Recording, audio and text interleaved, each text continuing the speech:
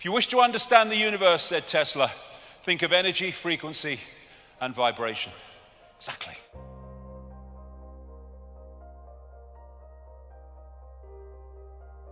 The brain is not who we are. It is a processor of information and a communicator of information. As this man rightly said, looking for consciousness in the brain is like looking inside a radio for the announcer. The radio is just decoding information. That's what the brain body is doing. The brain is dark but sees light. How is that possible? How can my brain be totally dark and I see this light? Because that light in its prime form, like everything else, is just an information source. And I'm decoding that information source in here into the visual reality of light, because that's what the information contains. Thus, that's what it manifests when I decode it. So, this is right. There is no spoon. It's not the spoon that bends, it is only yourself. Because that spoon only exists in that form when you decode it from energetic information. Information is encoded in what we call light. White light contains all the colors of the spectrum. Isaac Newton called the rainbow a spectrum because out of the Latin word for apparition or phantom, that's where we get the word spectre from. And colors are frequencies. They're just different frequencies, and when we decode them, we see that color. We think those flowers are red and yellow. They're not. Nothing has any color. The color is decided in our perception of it by whether it reflects certain frequencies or whether it absorbs certain frequencies. We're only seeing light that reflects. Thus, we're only seeing that color which is reflected by the object. Therefore, it seems to be that color. Light radiation is information, and the frequency or wavelength vibration is its delivery system. The information dictates the frequency. This is mainstream science. They talk about dark energy, dark matter. So you have this massive area of stuff they say exists in this universe which we can't see. You then have light, electromagnetic spectrum, etc., which is 0.005% of what they say exists in this universe, and visible light, which is the only frequency band that we can decode into a visual reality, is a fraction of the 0.005%. This is the visible spectrum within the electromagnetic spectrum. Look at it, it's tiny. And that's all that we can see. We are in a frequency band. We call it the world, we call it reality, but there are other frequency bands interpenetrating this one, like radio stations and television stations, sharing the same space. And what you perceive is what you can decode, what you are. And so through the body we perceive in a visual sense what the body can decode, which is this little band of frequencies. So what is the universe? It is information. And what is the universe? It is information decoding information. When you put a disk in a computer, it's information. The computer is information. It decodes the information. One part of information is encoded to be decoded. One information source is encoded to decode. And that's exactly how our reality works, except the body is decoding and also encoding. The brain is massively part of the decoding system of this wireless cosmos. We do not have empty space between us. We have energy. We have electromagnetic energy, and we have in that energy information.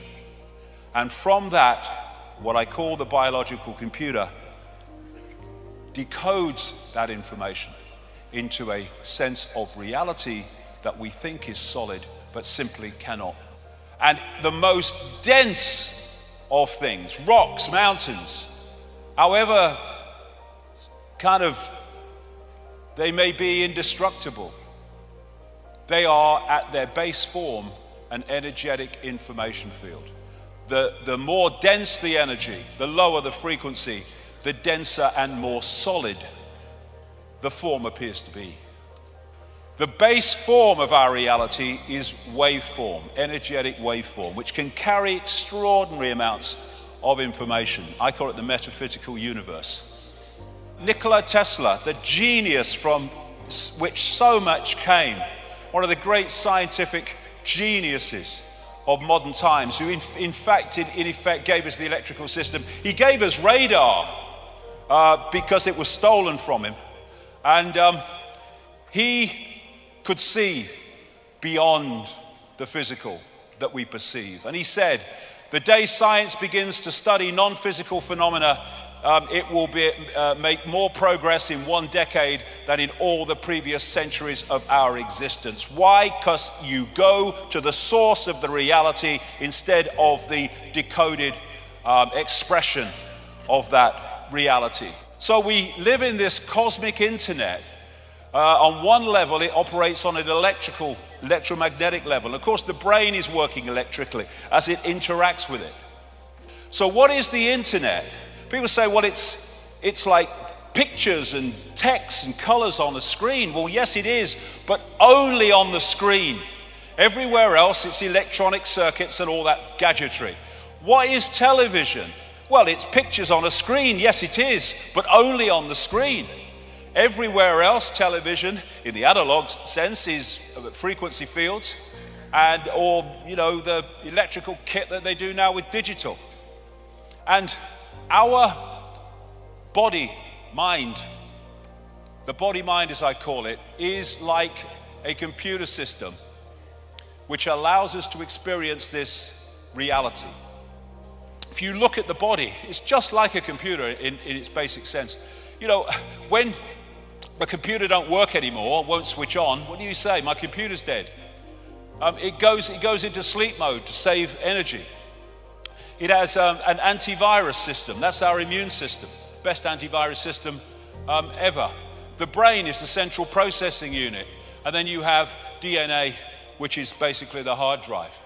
And the senses are decoding systems, decoding information into a form that the brain can decode. So the senses are taking waveform information, vibrational information, they're turning into electrical information, they are communicating it to the brain, which then decodes that into a sense of reality we call the world we live in. The motherboard of the body, that is the system of meridian lines of energy used in acupuncture, which take information around the body.